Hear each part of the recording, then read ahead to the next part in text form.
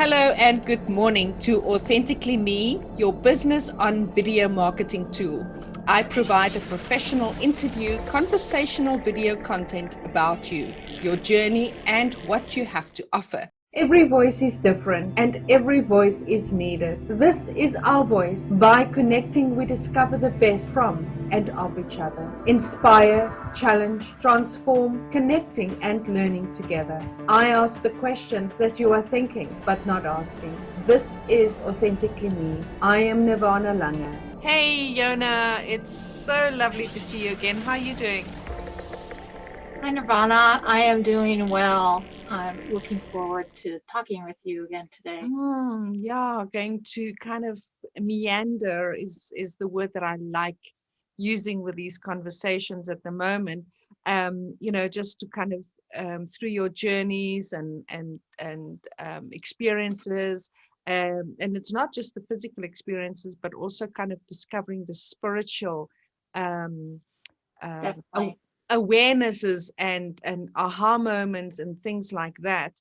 But I think what I wanted to start off before we kind of get into a little bit of meat is, we've been trying to figure out what are we going to call these conversations, and I think we wanted to kind of bring this a little bit in here and see what we come up with. What do we feel? And we don't have to have an answer today, of course, but start sort of looking with the first little part of what can this be called?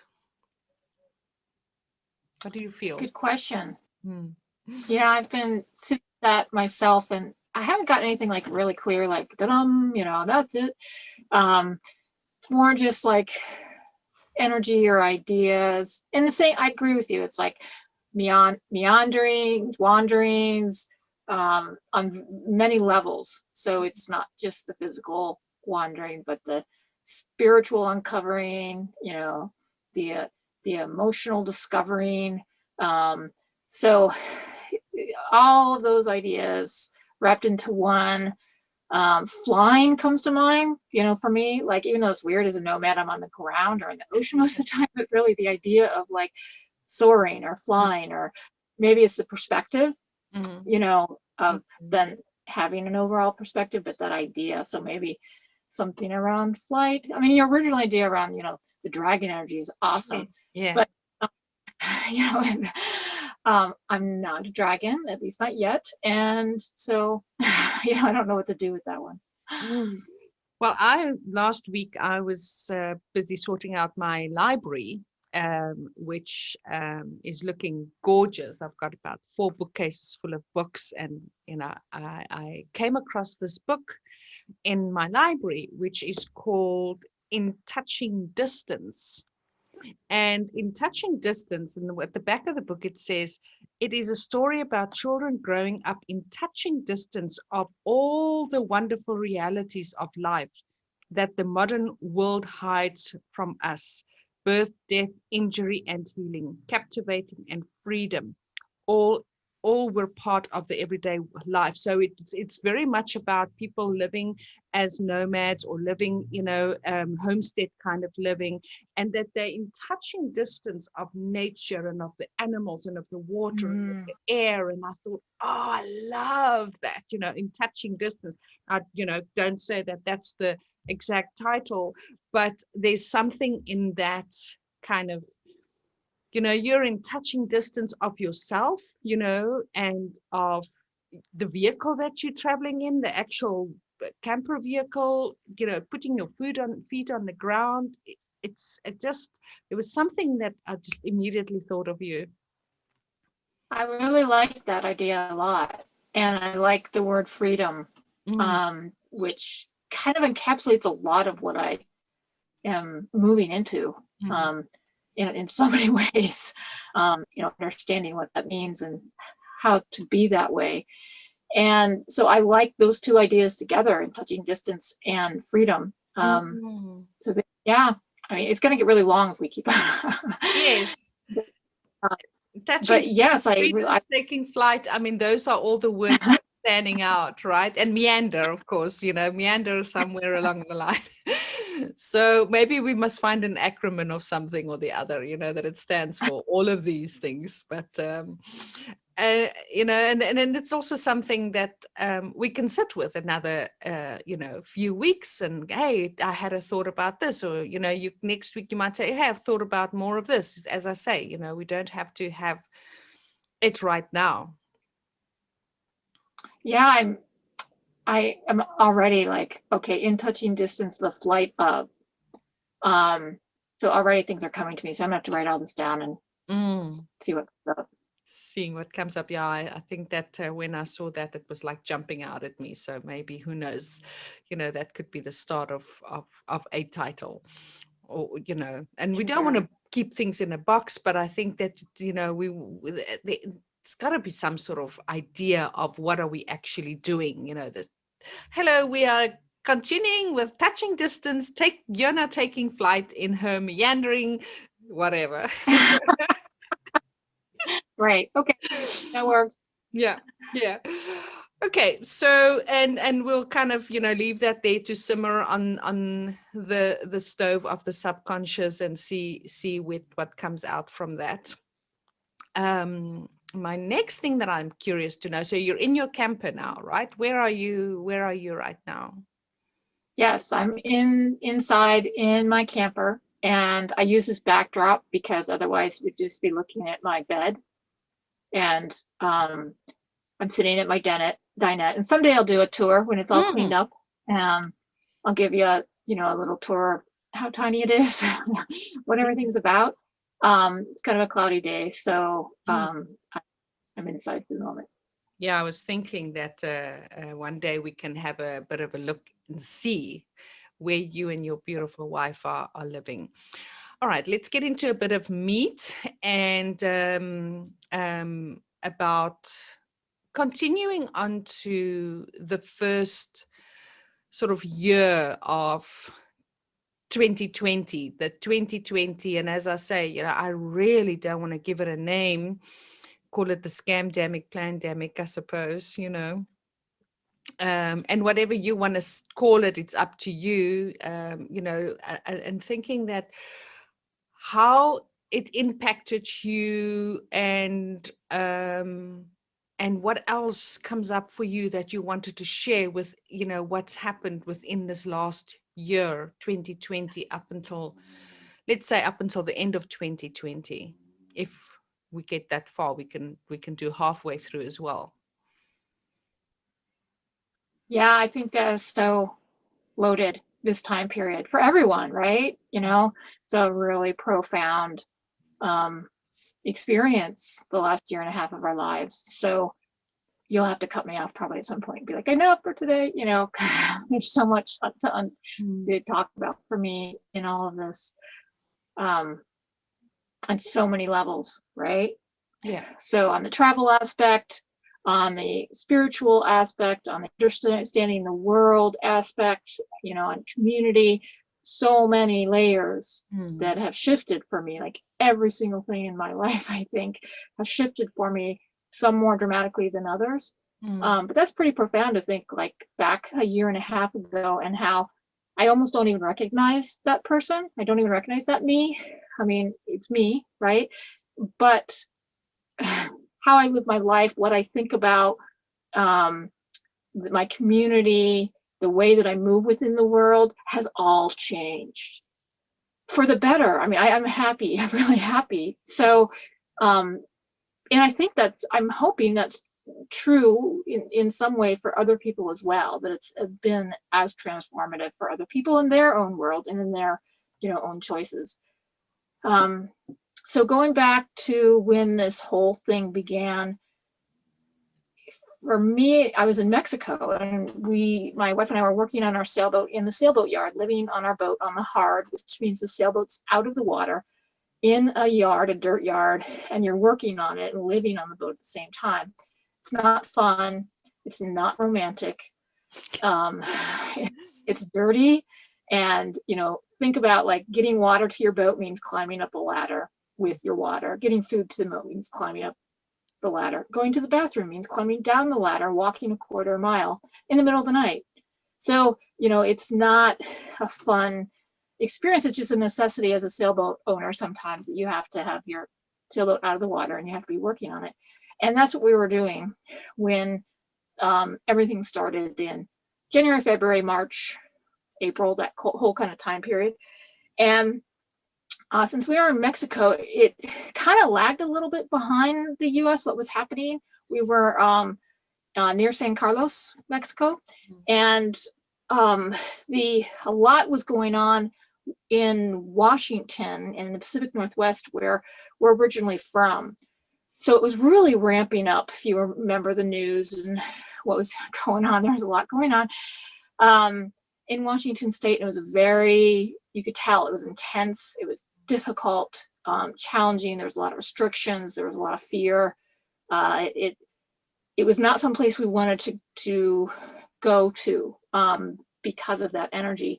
So as a result, we ended up staying in Mexico until July, because we could just tell that it would be really hard, especially not having a home, that you could, like, I guess, encase yourself in. And we're not that kind of people. So we just thought that it would be better not to put ourselves in an environment that would be very, very challenging for us to live in. We're very used to being, doing our own thing, having freedom. So we chose to stay in Mexico for a number of months until it got really hot in Mexico. But there were restrictions in Mexico as well. We had blockades at roads with armed militia, with grenades and guns and the whole thing, having blockades, asking where you were going, what you were doing.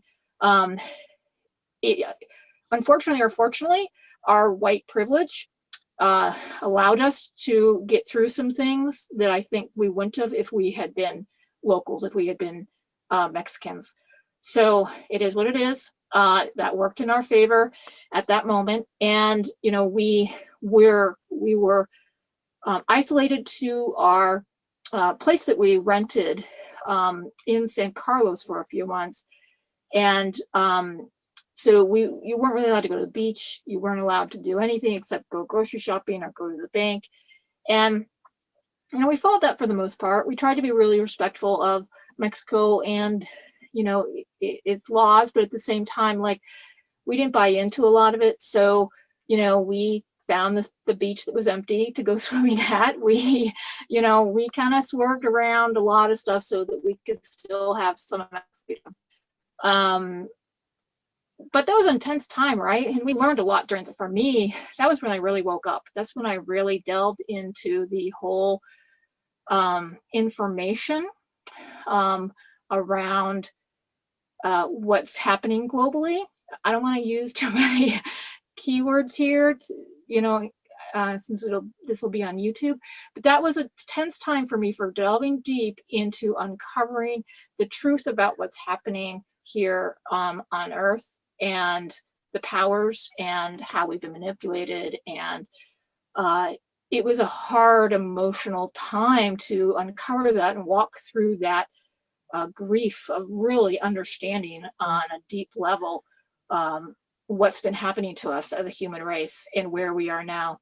And that took months for me to process. It was days of just being so distraught, so upset by what I was learning that you couldn't even think or function. You just wanted to sleep all day or eat all day, or it was a challenging time. And that's also, though, when I learned how to deal with all the emotion of that. So a lot of emotion came up for me: fear, despair, grief. In my body, I feel a lot of things through my body. And I felt it not just for myself, but I felt like I was feeling it for humanity. Like I was feeling some things for larger than me. And so having that amount of emotion in my body was very, very hard for me. And so that's when I first reached out to get help. And Carrie Lake is who I ended up first getting help with, learning how to process this emotion, how to allow it to be there, to really see it, pay attention to it, and allow it to move through me so that it wasn't stuck in me, so that it wasn't creating physical discomfort or issues later on. Really honoring the emotion, allowing it to be there, and learning how to let it flow through me. So it was a big, huge step for me, I think, in my own personal awakening and embodiment process, is learning how to transmute that energy, the emotional energy of what I was experiencing. And there was a lot of emotional energy that I was experiencing. So it was a great proving ground for me, looking back, in exercising that every moment of every day, how to take the fear and allow it to leave, so that I could feel expansive again, so that I could feel my center again, so I could feel calm again. Because I'm typically a person that would hold it, that would then, or press it down, or like it would be coming into physical pain.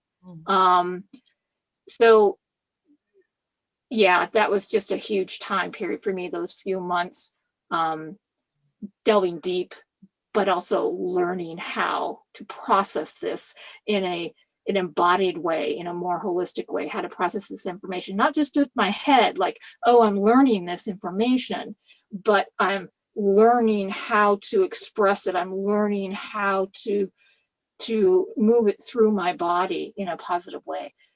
So that happened. That was So let me interject here quickly a couple of things. So I'm kind of feeling that we're still in Mexico, still around July. Yeah. And there's a lot of stuff, if we kind of think about going down that rabbit hole, that right. start discovering things like off-planet stuff, that you suddenly are more aware of the off-planet influences. You become aware of things like the Palladians, and and it's not just there's the as above so below, right? And I think if you start going down the rabbit hole, it becomes overwhelming, that what we are actually experiencing here on Earth has got off-planet influences, light and dark, that are either supporting the white hats or the dark hats, as we're gonna call it. So how was that discovery for you?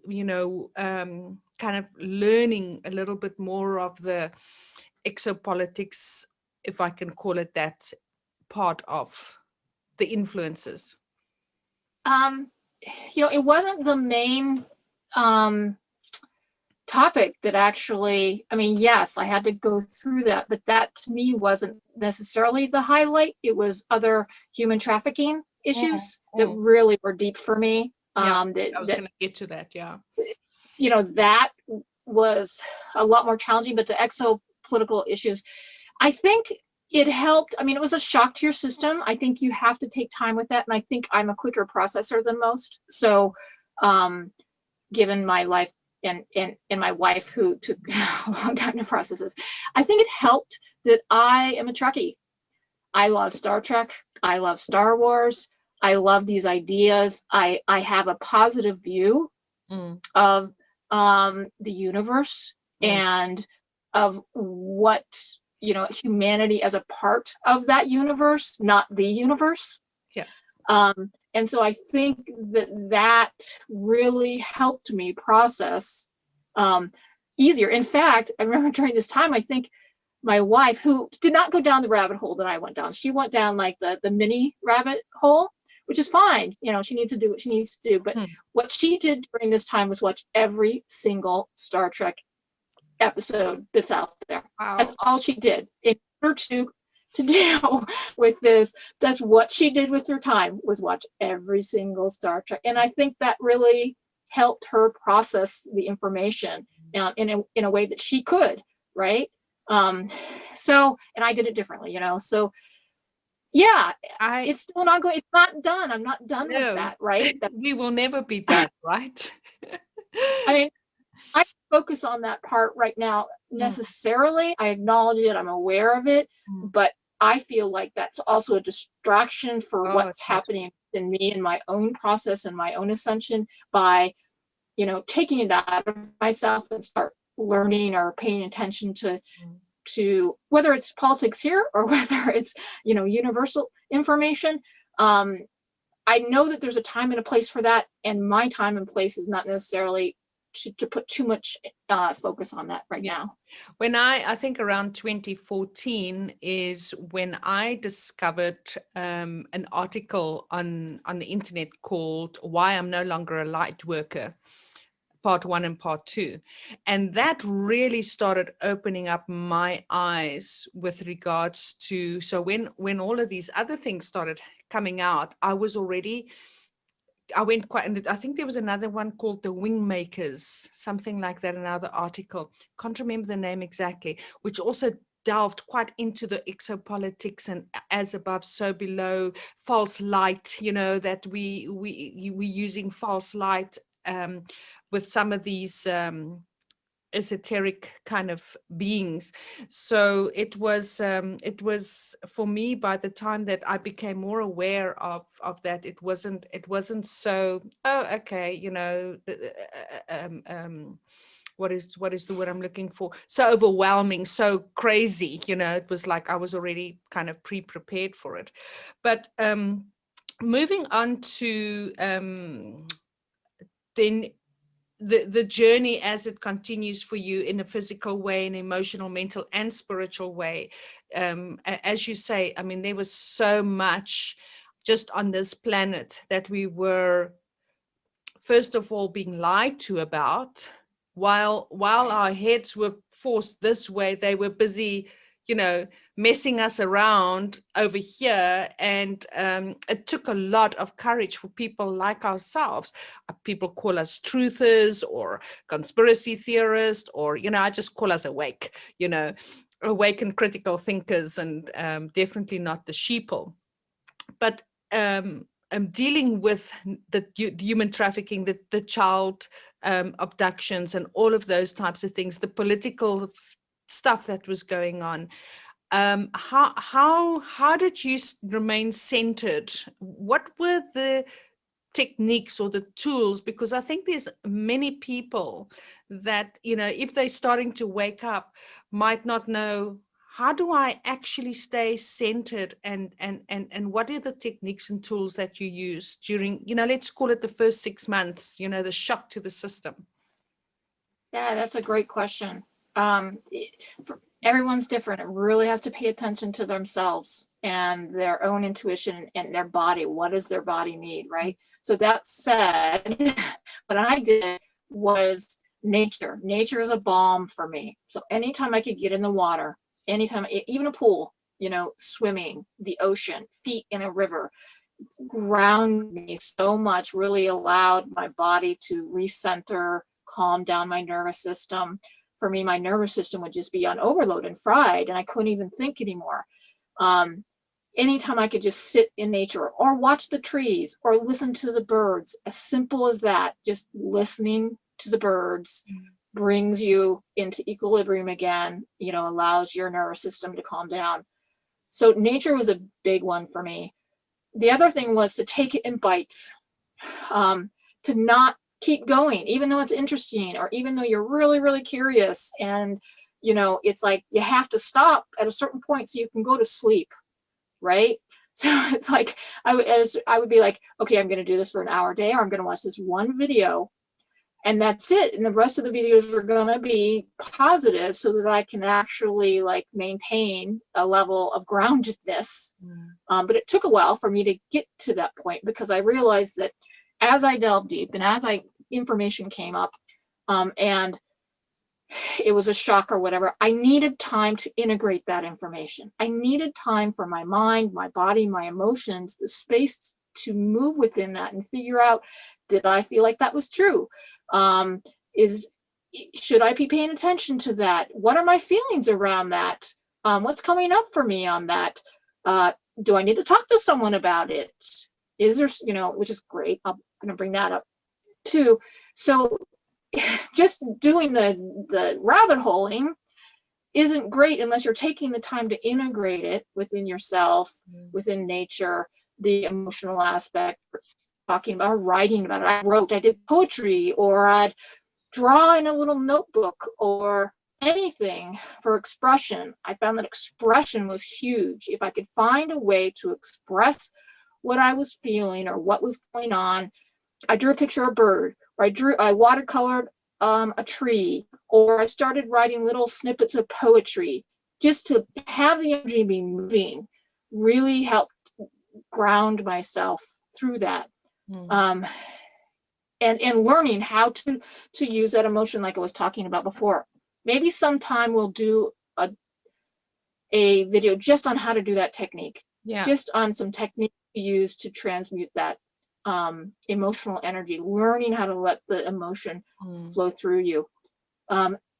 And then a big, huge one for me was, there was a lot of roundtables going on, and there. Remember that? What was it called? Divine Feminine. Divine Feminine Roundtable, and with some beautiful women speakers roundtable coming together. It was an amazing energy. I loved the energy of those initial couple ones, because it was like, yes, the power of the female coming forward.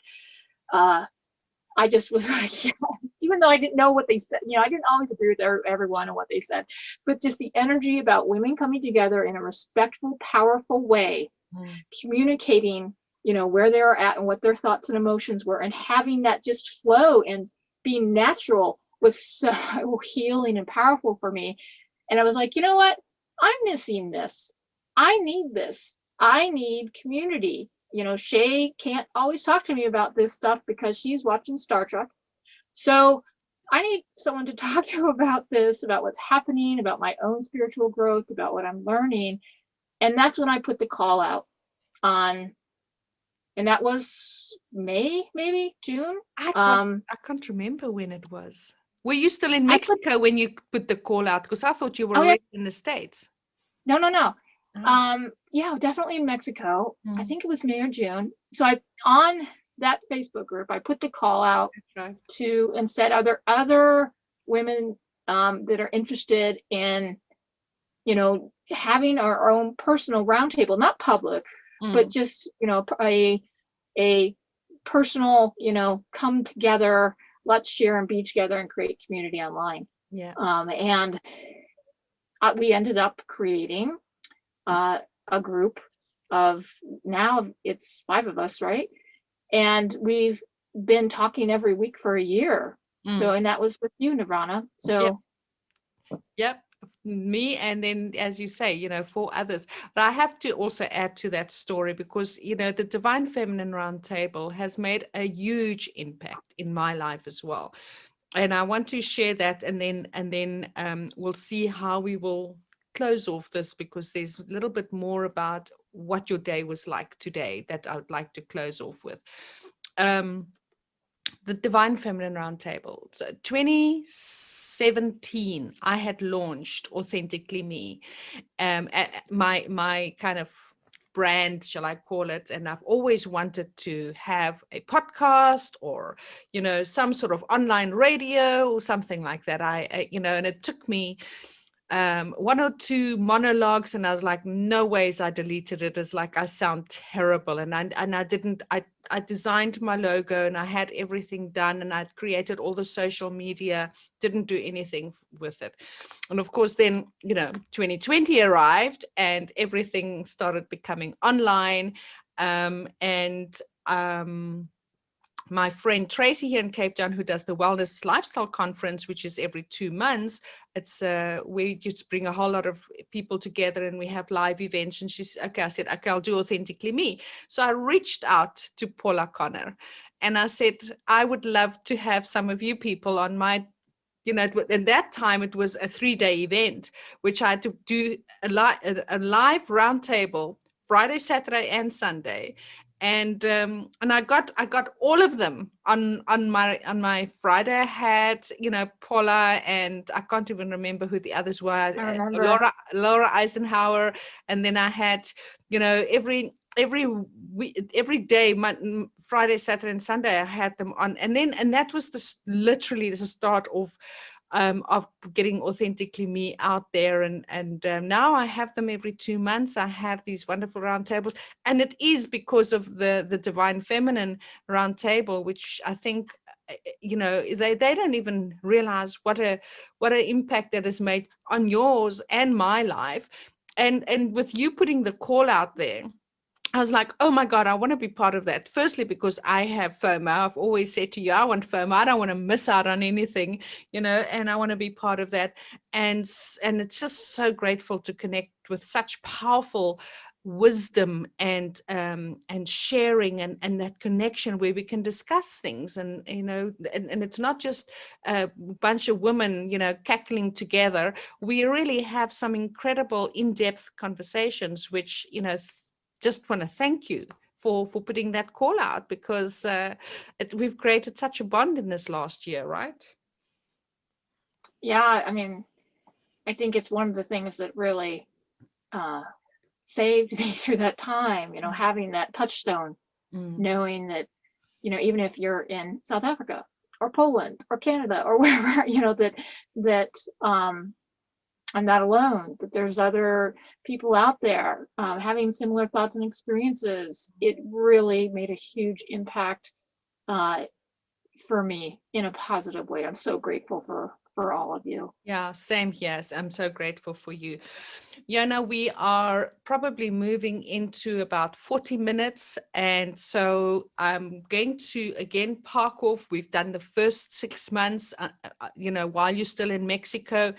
And I think next week we'll continue the journey of 2020 and experiences on all the levels that you grew through, I think is the right word to say. You literally grew in leaps and bounds through that, and love you to share that in the weeks as we, breaking it down. But let's kind of bring it back to today, back to your last week, the nuts and bolts of being a nomad, being a person that is, flying and meandering through the US in a camper. How's it been for you? What are the challenges? And that's not just physical, but emotional, spiritual, mechanical, that you had to face this week. Yeah. So I'm really lucky right now because we're parked someplace that we've been for a few weeks, which means I have water. I have access to stable internet. I know where the grocery store is. There's certain things that just makes life so much easier. Just being I can order from Amazon because I have an address. This is big, so I'm like ordering things that I haven't in a while.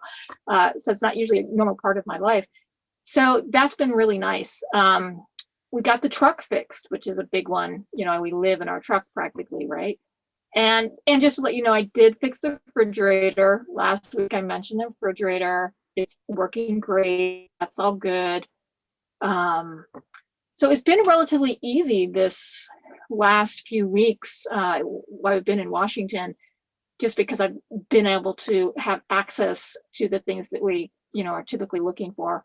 Really easy. I just put a hose into our water tank for our water. So it's been really like a luxury.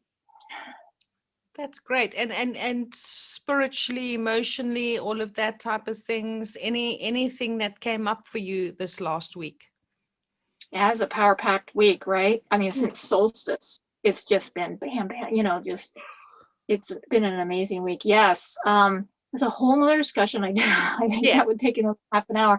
But I feel like the energy is equally intense, both externally in the world, what's happening around the world, a lot of chaos. There's a lot of information coming out. There's the energy is super high intense, but I also feel like that is being supported by an equally wonderfully profound energy that's positive, that's light filled, that's love filled, that's bringing those us together, that's allowing for our heart expansion if we choose that, that's allowing us to be in a really loving and supported space as well. So I feel like both of those energies are present, and it's a lot. It's a lot to handle, the external intensity, the internal, wonderful intensity, and allowing that all to be there at the same time. It takes a lot of my day to be able to sit with that, to be with that, to allow it to move, to learn from it, to find myself a center place in that, be like, I'm solid, I'm grounded. What am I going to do today to be grounded and centered in all of this swirling energy that's happening? So energetically, emotionally, spiritually, that's kind of what I'm doing with my day, is just staying really grounded, staying really present in my body, aware, heart-centered, at the same time seeing all the stuff that's going on. Absolutely. I was thinking of, we just kind of finished the new moon. We're moving into a full moon in the next couple of weeks, which is, I think, the Lion's Gate full moon. Yeah, And powerful. In South Africa, I don't know if you've heard, there is some major unrest, very much of what was happening. Yeah, I mean, there is looting. The shopping centers are just being trashed, and people are in fear, especially in KwaZulu-Natal. Where I am in Cape Town, it seems to be, not affected yet. And let's touch, whatever the saying is. And Johannesburg as well has been hugely affected. And you were talking about that chaos and what's happening. I never watch the news, because I won't let all of that energy and fear and hype, because like everything else that happened in the beginning of 2020 and with your elections and with, with that beautiful exiting president, I feel that the same is happening here. I think that everything has been stoked, for something else, for another reason, and as much as that all of this chaos is happening and people are, pointing fingers, I'm really staying right here and saying, I'm not feeding that energy. I'm not feeding the media or, all of that type of thing, because there's an agenda and I can't feed that agenda for them. And to stay centered, when I know my best friend stays in KwaZulu-Natal, where it's the worst, is sometimes a huge challenge. Like you say, you really need to, when I speak to her, and just have to remember to hold her in her fear and in her thought process of what it's dealing with. It is a chaos time at the moment, but in the center of the chaos is the stillness, and that's where we need to find ourselves. Yes. And stay there as much as you can. Much as you can, absolutely. And it's not easy. Yeah. Especially if they're going to affect the food aspect, which is, of course, the next agenda is affecting the food. But we are not going to get into that. That's a whole nother topic. We are going to wrap up today with Mexico, where we were sort of finishing off. I'm not quite sure we finished with Mexico, but we'll pick Mexico back up and then see where you moved on after July, when you decided it got too hot there. And then, Karen, any last words or last message before we close off today's conversation?